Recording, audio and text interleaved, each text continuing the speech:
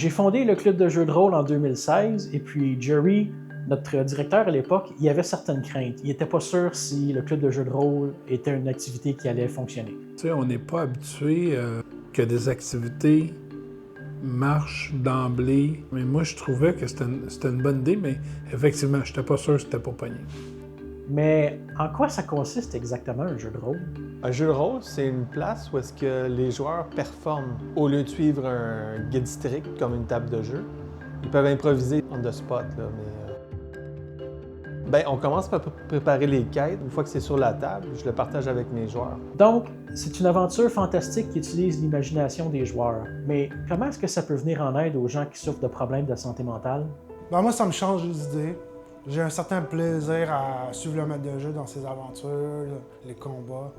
Fait que pour moi, c'est plus 3-4 heures par semaine de plaisir et de bon temps. Là. L'estime de soi, parce que remplir une feuille de personnage, c'est pas super facile.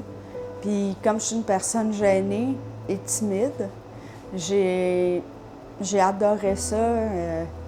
Ça m'a aidé sur l'estime de moi pas mal.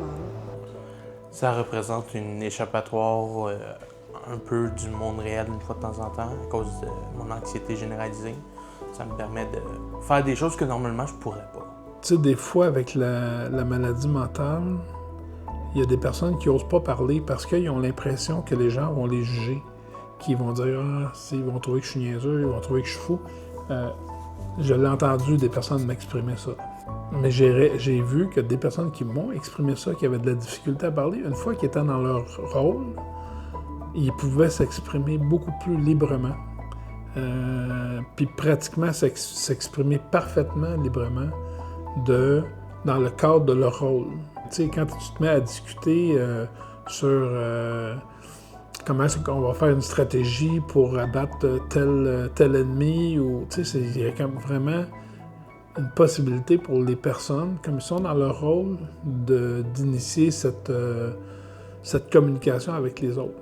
Pour les mêmes genres de références où les gens ont peut-être un peu peur du jugement des autres, je pense que ça permet à beaucoup des joueurs du jeu de rôle, il y en a eu plusieurs au fil des années, d'apprendre à s'exprimer plus librement sans avoir à se soucier du jugement des autres. Je suis convaincu de ça.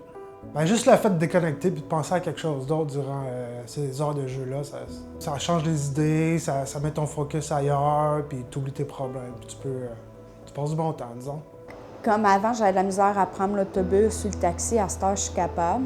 Ça m'a aidé à faire comme, regarde, tu peux prendre un peu plus ta place, puis c'est pas juste genre, ah, ben je joue à quelque chose, je fais juste faire ce qui est demandé, justement à cause du jeu de rôle, mais je peux faire ce que je veux, ou presque.